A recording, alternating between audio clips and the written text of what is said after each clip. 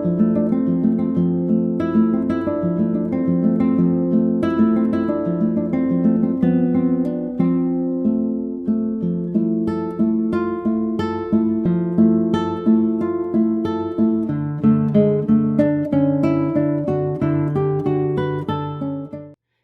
what's going on here again? It's King Gay coming at you once more, and probably several other times with other things that come to mind, while also, still working with the Muppets and stuff and having updates on that and yada yada yada. And also, you seen my review of the Yu-Gi-Oh! Duel Test, and you're wondering who won, who probably was going to win that battle between me and Yugi. I'm just going to be straight up and say that he probably Yugi probably decimated me. He's the king of games. Yeah, yeah. That's I would if I were to win that duel. Oh my gosh, that'd be pretty. And knowing Yugi, being humble as he is, or even other Yugi, they'd be like, very well played there, Gabe. Congratulations. You're a pretty good duelist. And they would still say the same thing even if I had lost to them, because obviously I would have fought my hardest. But anyway, we're not here to talk about that. One other thing. If I mentioned about the Yu-Gi-Oh manga in the Duel Disk video as well. If you're wondering if I'm ever gonna read that in live streams again, there I mentioned about switching between the Sharon Creech book I started reading and another book, and doing more like written novels that don't have pictures, or even if they do, they're more worded. Not comics or mangas. If you're wondering if I'll ever go back to this, what I can say at the moment, I'm not completely sure. I might. It wouldn't be a live stream because, like I say, it's easier for me to do novels in the live streams. But hey, if I run across another way to present y'all with the magic of the Yu-Gi-Oh manga, as far as like maybe sort of like something similar to maybe how Linkara does his comic reviews or something like that, or other videos where that actually reads comics and stuff like that. If I can come across a way to do that, I will definitely take a shot at it. But as for now, I'm not sure. I just have to find out, because working with other stuff right now. So it's not. So as Justin Bieber say never. And don't bring up any of his drama on my comment section. Okay, I know the guy's had some stuff going on, and I think he's doing better with himself. I'm not sure, but hey, if there's anything mentioned about him, let's keep positive there. I just say I don't want to all of a sudden something gets said about him, and then some fan of his like, "What do you say that?" And then I have a war in my comment section. I don't want my comment section to be a war zone. Okay. Yeah, like I say, some people like him, some people don't. That's fine. Just keep your Justin Bieber wars away from my comment section, okay? Yeah, take care of that yourselves. Anyway, what we're here for in this video, I actually finished writing the first rough draft of the first issue rough draft of the Yumiko series. So I'm actually gonna read that in this video, just to give you a taste of what it's like. Also, I thought a little bit more about the Dino Magician ideal thing. It's actually going to involve, because I was telling Christina about this, it's actually going to involve two of Hiko's cousins and their friends in Houston, Texas. And they sort of, when you first meet them and their other three friends, and they're all five guys, they have this whole cowboy thing going because of Hiko's, because of their Big Papa, Hiko and his cousin's Big Papa, who would tell them tales about his adventures as Detective Goodharty in the West. So they sort of got the cowboy theme thing going because of that. And some stuff will be going on that originates from what I'm about to read you in issue 1, going on into the other issues. A lot of stuff, weird stuff is going on. It spreads to Houston, Texas, and these the five boys, they call themselves, they have a code name, the Z Brothers. Zine, Zine, Zane, Zone, and Zoom. It may sound a little, now I know some of those may sound a little weird, but that was mine. But hey, to me it sounds pretty cool. So, anywho, so the Z Brothers start trying to figure out what's going on, horseback riding, stuff like that. And as the series goes on, of them doing their thing, just like Hiko and his friends over in Shreveport. Like I said, I'll know more when I start writing those rough drafts there. At the moment, I kind of working with the Muppet Reaction, trying to get Bubblina out as well. They have both of them complete. So, but as the series goes on, when I write more of that, the Z Brothers would eventually find the powers of dinosaurs some kind of way. I'm still working on that part. And they would, I was going to say they become Dino Riders, but they already got a series called Dino Riders from years ago. I don't know how well it did, but it is a thing. I think like from the 90s or 80s. Dino Riders. So I have to come up with something else, another type of name or something like that. Still, so I won't get no copyright infringement. Monetizing. So with that, they find these dinosaur powers, different dinosaurs, and yeah, imagine that they become the Dino Magicians. And you probably just use that name, but yeah, Dino. So imagine Dino Magicians in the West. Cowboys becoming dinosaur magicians. Cowboys with dinosaur magic. So that's gonna be a pretty good little mix. So anyway, got that off my chest. Let's tell y'all what issue 1. So scene would begin. You have these block soldiers coming into the city. Civilians are panicking. Blocks, and then a fire truck comes, and from out of that fire truck steps Brownie, who sorry about that. So let's see, the civilians. Oh yeah, so Brownie fires water pressure at the block soldiers strong enough to break them, because as my grandpa told me, as Big Papa told me once, water with enough water pressure, you could actually break something with that. So the leader of the block soldiers is like, "Oh, nice try." They try to reassemble, but Brownie blinds them with an extremely bright light, and they can't see the block soldiers can't see what they're doing. Like, the light, and they all build up into a big block, and they can't come unloose. Why? Because there was some super glue mixed in the water, so now the block soldiers are stuck together. Brownie's like, I assumed you all should stick around. Stick around. Curse you, Brownie B. Brown! Almost like Doofenshmirtz. Curse you, Perry the Platypus! Agent P! Or I guess in this case, Brownie B. Brown! So with that, you then get it turns out that this is a story that Hikoji, Hiko for short, is telling to 3 of his friends that he's met at his new school. Naomi, Angela, and Naomi Ricky, and Angela and Monet Chanel Pierre.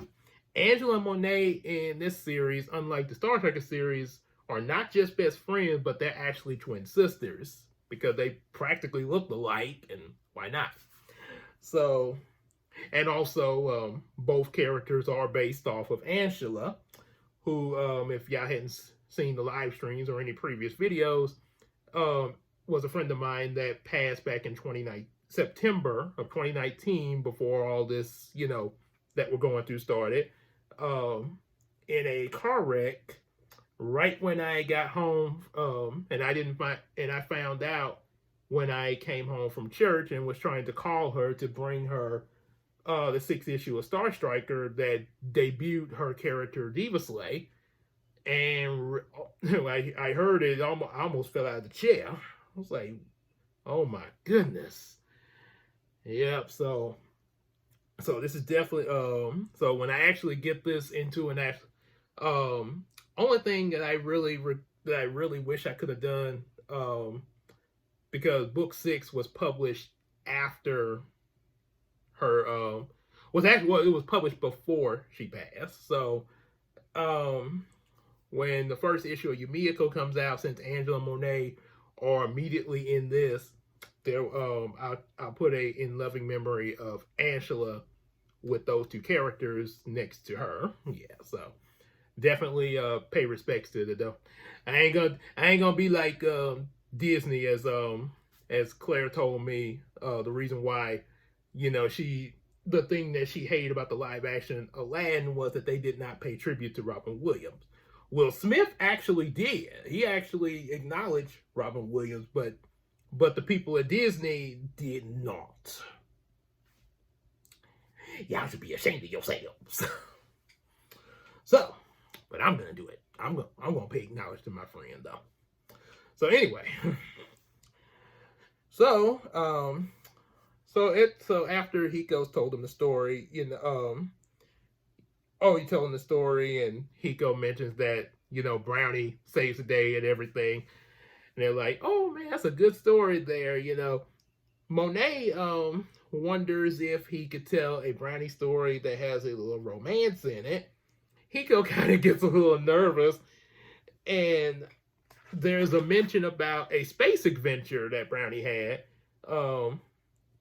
and Angela says, "Well, and it's mentioned that Brownie saves a Mercurian princess," and Angela suggests that maybe he could put some romance in that, and Monet is like, "Okay, that'd be perfect," and then Brownie would get a kiss, and you could make me the Mercurian princess. Pretty please. In case you're wondering, Monet kind of has a crush on Hiko. Hiko actually does. He does kind of have a little bit of a crush on. He actually has a crush on Angela, but he does notice that, oh, Monet kind of has a crush on me, and he's sort of in a dilemma. See, the thing is, he goes a little shy about that kind of thing. As far as confessing, like, I have a crush on you. Yeah, and now he's even more so nervous because, like, okay, well, what if I say, like, oh, well, Angela, I like you, but then all of a sudden Monet is like, but he go, I like you, and then he's kind of skeptic that the sisters might fight over him or something like that. So, and be in a major love triangle.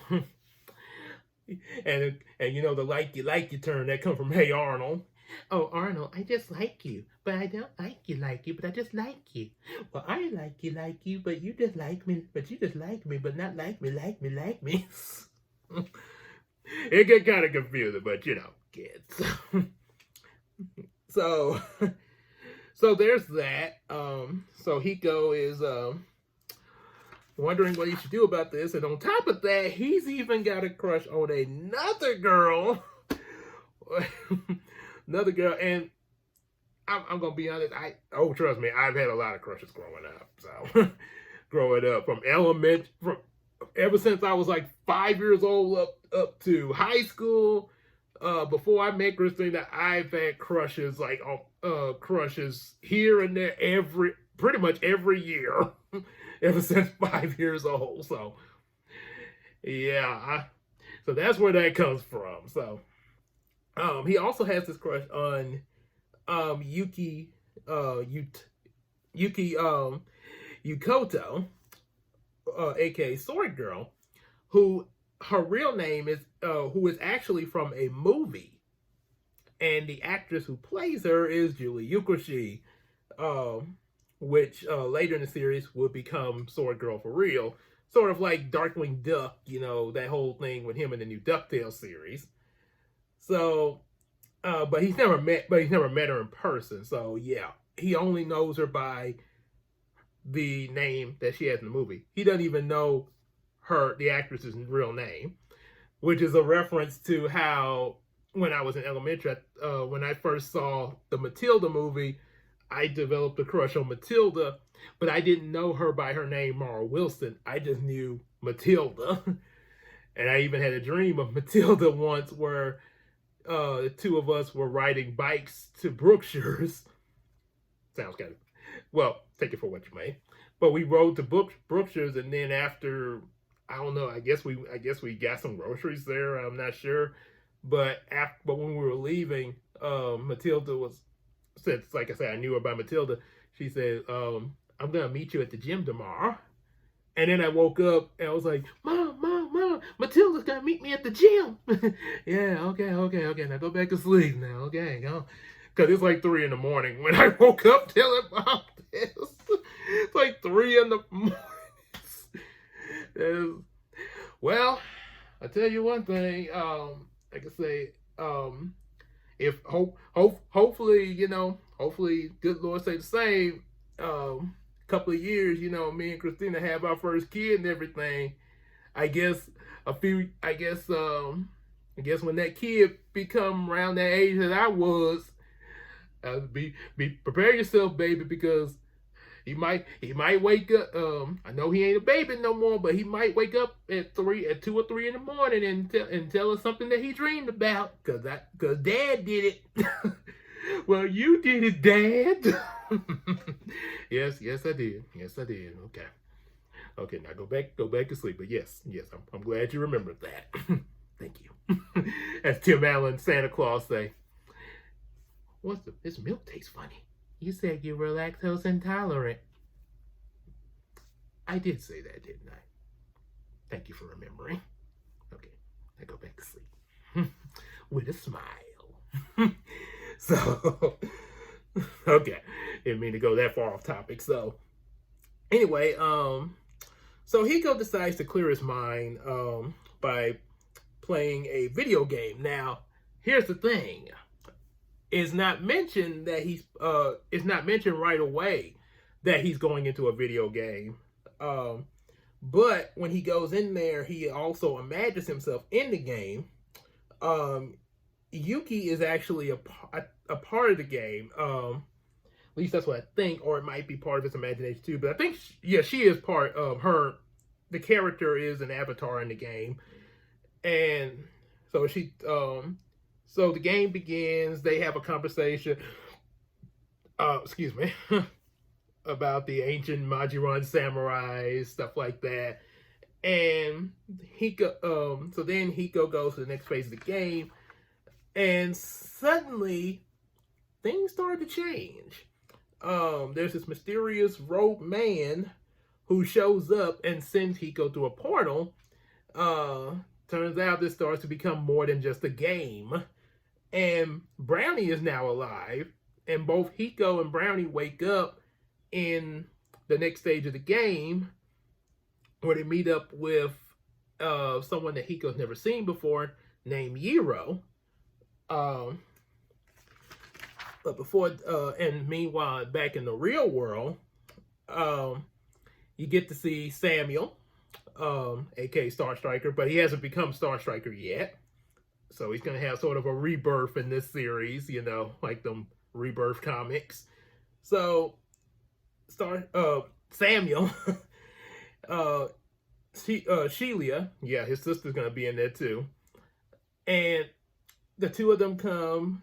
Samuel's coming over to Angela and Monet's house for Angela to help him with homework, at like a study date. Sammy, though, thinks it's like, I'm here for our date.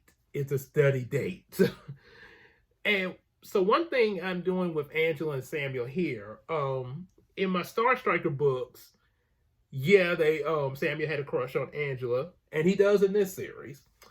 However, I think Angela should have been a little bit more different. I'm looking back at the Star Trek comics because I noticed um there were two other guys that were sort of blushing around her, and she was like, typical boys, sort of rolled her eyes. But then Star Striker saves her in a scene, and she kind of like, what's up?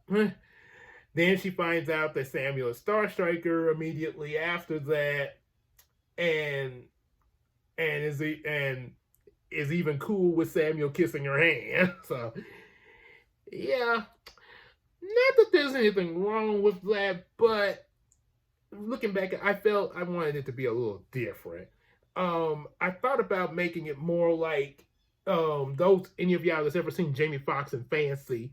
Um, remember how now they did get married at the end of the series. Jamie Foxx and Fancy's characters. There was that song, the wedding vows song. They remember it's like give you a little bit of it. See? See?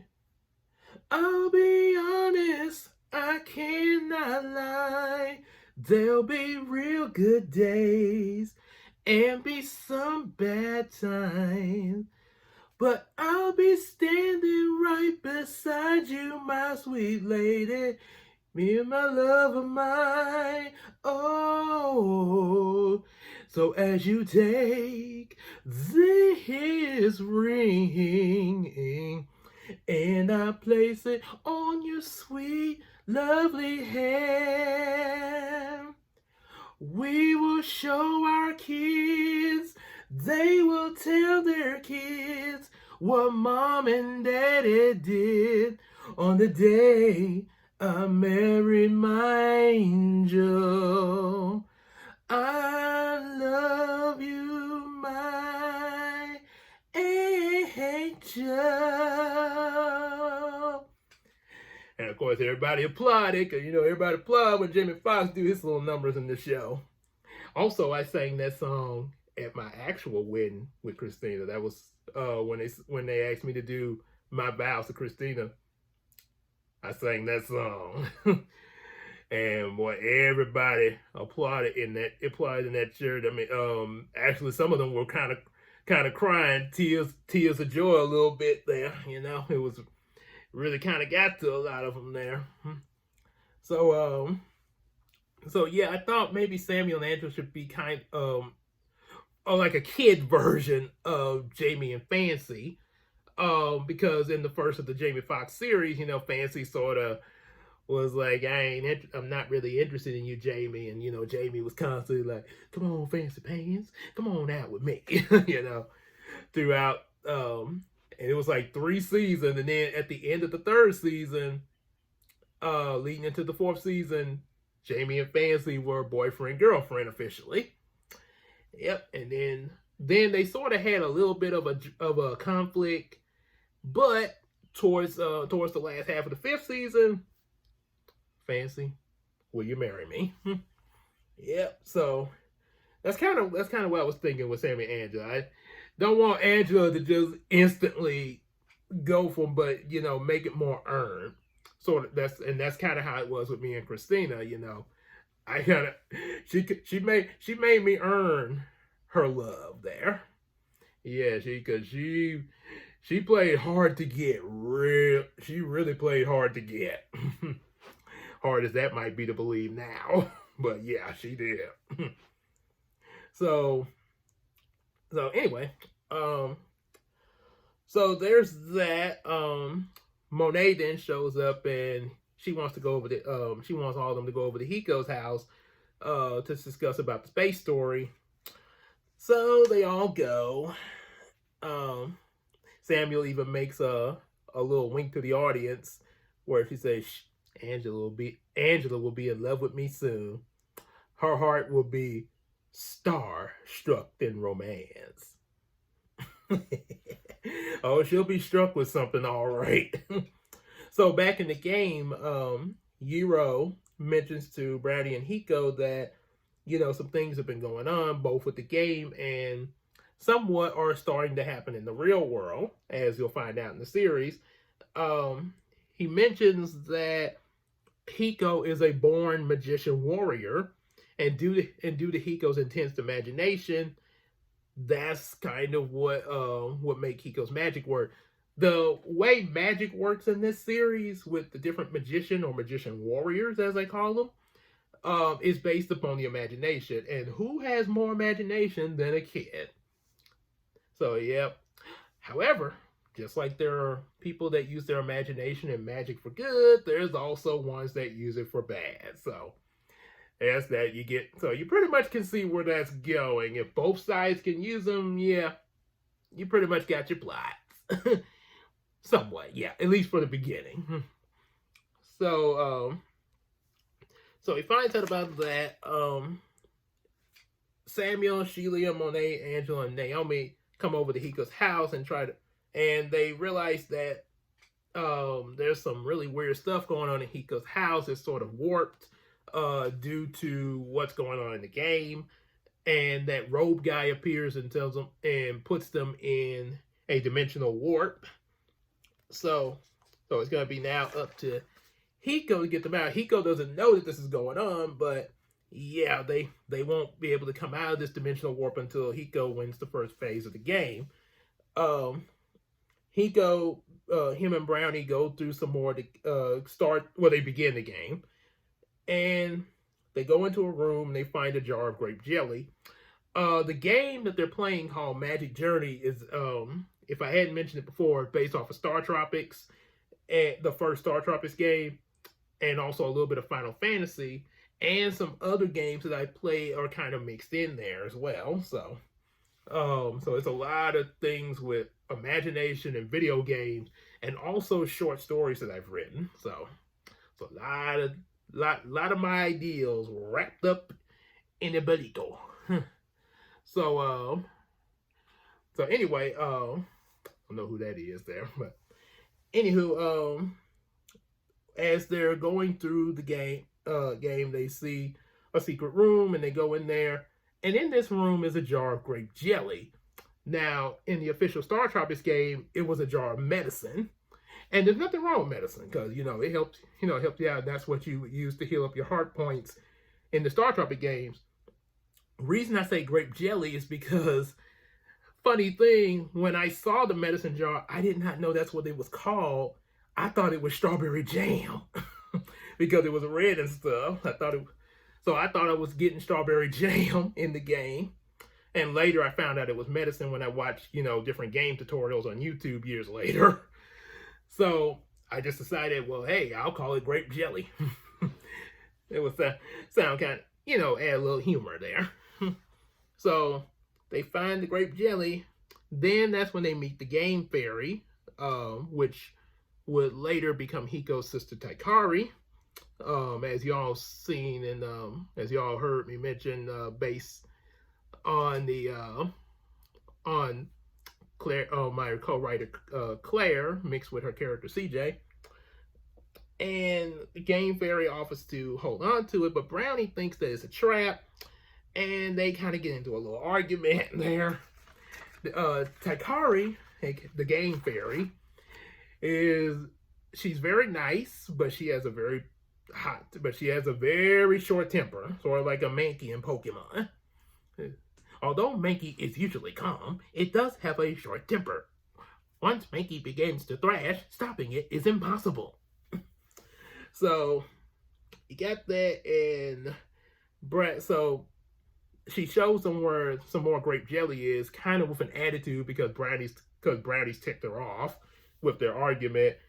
And then they go into this next room, and Brownie races in there, and Hiko tries to stop him, but it's too late, and Brownie falls into a lake of acid disintegrated to dust, thus ending issue 1. Now wait. Now when issue 2 comes, Brownie will be okay. Yeah, they are gonna bring him back. They will bring him back, because trust me, you ain't gonna axe off someone like that in the very first issue. But yeah, but it would be a bit of a cliffhanger, when this gets written out to, those who aren't watching this video. Yep, or hadn't watched this video, or either may have seen it and may have forgotten there. So that's pretty much what I got for issue number 1, rough draft wise. Probably gonna be a while before I start, because I'm probably gonna type it into the computer and then illustrate it. But that'll be a while, because like I say, doing other stuff with the Muppets and stuff like that. So anyway, hope y'all enjoyed that there, and now I'm gonna go work some more on the Muppets. So hope y'all like I say, any questions about anything else relating to Yumiko or even Yu-Gi-Oh or any other anime? Be sure to leave it in the comment section there, and don't start no Justin Bieber wars or any kind of wars, unless it's Beast Wars. You can send me a clip from Beast Wars. I'll take that. Beast Wars. That I will take. Other than that, we'll see you guys later, and I will be giving you updates on what's going on with the Muppets reaction, as well as also Bubblina when we get a chance on that. I have been working some more on Bubblina. I have also been doing that. Just hadn't been able to post the updates on that like the way I did with the Muppets reaction, but we'll be trying to get some of that there. So, see you later.